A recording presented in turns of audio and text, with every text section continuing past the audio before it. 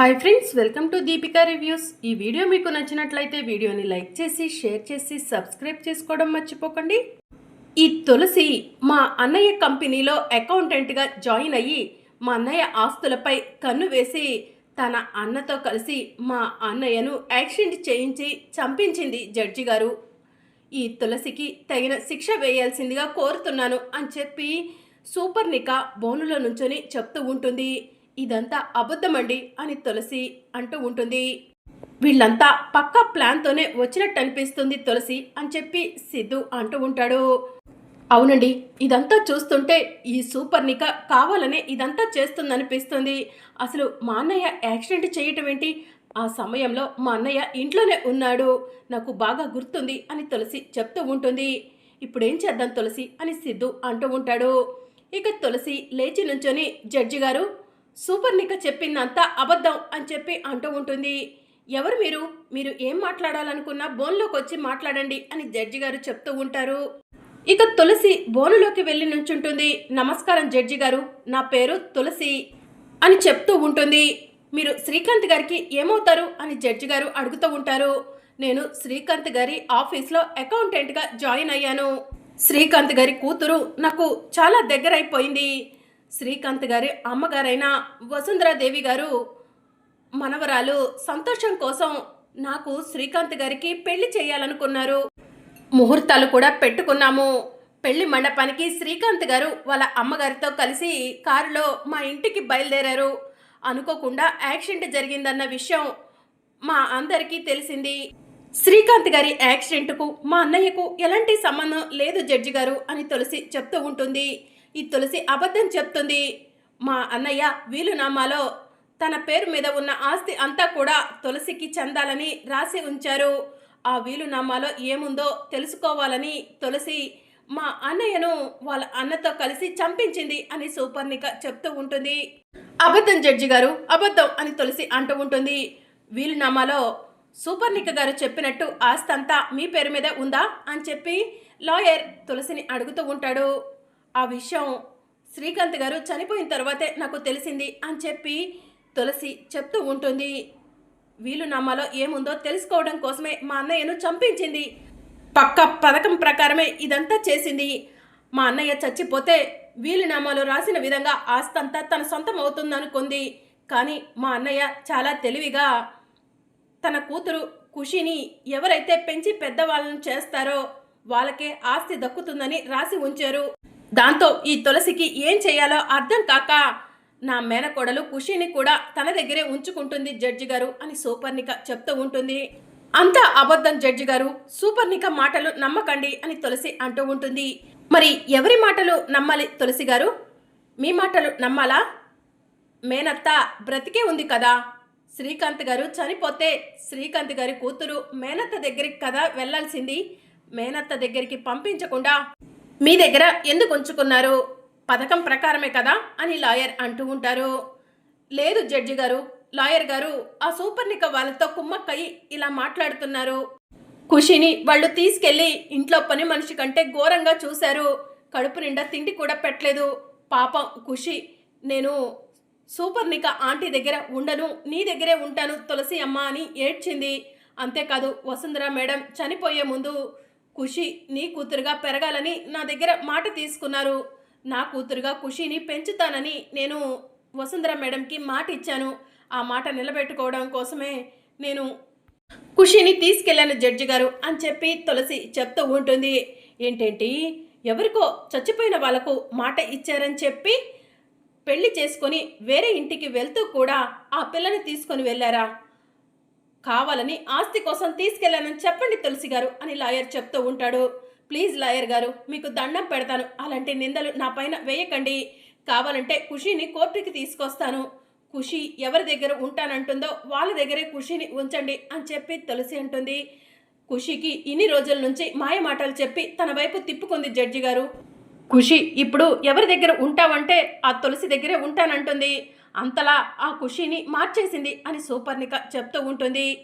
Judge గారు, ఆస్తి కోసం ఈ సూపర్నిక వల్లే శ్రీకాంత్ గారిని చంపుంటారని ఇప్పుడు నాకు అనిపిస్తుంది అని చెప్పి తులసి అంటుంది. ఏయ్ తులసి, మా పైన నిందలు వేస్తున్నావా? ఆస్తి కోసం మా అన్నయ్యను మేమే చంపుకుంటామా అని సూపర్ణిక అంటూ ఉంటుంది.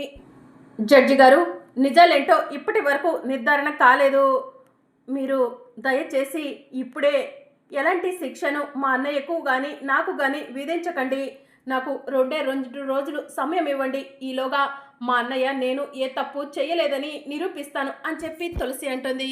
సరే, నువ్వు కోరుకున్న విధంగానే 2 రోజులు గడువిస్తున్నాను. ఈ 2 రోజుల్లో నువ్వు మీ అన్నయ్య నిర్దోషి అని శ్రీకాంత్ గారి చావుకి నీకు మీ అన్నయ్యకు ఎలాంటి సంబంధం లేదని నిరూపించుకో, లేదంటే నీకు మీ అన్నయ్యకు కలిపి శిక్ష వేస్తాను అని జడ్జి గారు చెప్తూ ఉంటారు. థ్యాంక్ యూ జడ్జి గారు, థ్యాంక్ యూ సో మచ్ అని తులసి అంటుంది. ఈ కోర్టుని 28వ తారీఖు వాయిదా వేయటం అయింది అని జడ్జి గారు అక్కడి నుంచి వెళ్ళిపోతారు. తులసి, ఈసారి నువ్వు తప్పించుకోలేవు. జైలు శిక్షకు సిద్ధంగా ఉండు అని సూపర్ణిక చెప్తూ ఉంటుంది. తప్పు చేసిన వాళ్లకు తప్పకుండా శిక్ష పడుతుంది. న్యాయస్థానం నుంచి తప్పు చేసిన వాళ్ళు ఎవరు కూడా తప్పించుకోలేవరు అని తులసి సూపర్ణికకు చెప్తూ ఉంటుంది. ఇక మరోవైపు పోలీసులు హరీష్ని తీసుకెళ్ళటానికి బోను దగ్గరకు వెళ్ళగానే, ఏంటి సార్, నన్ను వెంటనే రిలీజ్ చేస్తారని చెప్పారు, మీరేంటి నన్ను ఇలా ఇరికిస్తున్నారు? అసలు నా చెల్లెలు తులసికి ఈ కేసుకి ఎలాంటి సంబంధం లేదు కదా, నా చెల్లెల్ని ఎందుకు ఈ కేసులోకి లాగుతున్నారు అని హరీష్ పోలీసు వాళ్ళను అడుగుతూ ఉంటాడు. కేసు ఒప్పుకోవడం వరకే నీ డ్యూటీ, ఆ తర్వాత జరిగేవన్నీ కూడా మా చేతుల్లోనే ఉంటాయి. నోరు మూసుకొని పదవయ్యా, కావలసినంత డబ్బు ఇచ్చాం కదా, మేము చెప్పినట్టు వినాల్సిందే అని పోలీసులు హరీష్ని లాక్కొని వెళ్తూ ఉంటారు. అన్నయ్య, ఏంటన్నయ్య ఇదంతా? శ్రీకాంత్ గారికి యాక్సిడెంట్ అయినప్పుడు నువ్వు ఇంట్లోనే ఉన్నావు కదా, శ్రీకాంత్ గారి యాక్సిడెంట్కి నీకు సంబంధం లేదు కదన్నయ్య, నువ్వు ఈ యాక్సిడెంట్ చేశానని ఎందుకు ఒప్పుకున్నావు అన్నయ్య అని తులసి అడుగుతూ ఉంటుంది. అప్పుడు హరీష్ జరిగిందంతా కూడా తులసికి చెప్పబోతూ ఉండగా, పద పద వెళ్ళాలి స్టేషన్కి, ఆలస్యం అవుతుంది అని పోలీసులు హరీష్ని లాక్కొని వెళ్తూ ఉంటారు. తులసి, ఇదంతా చూస్తుంటే నాకెందుకో అనుమానంగా ఉంది.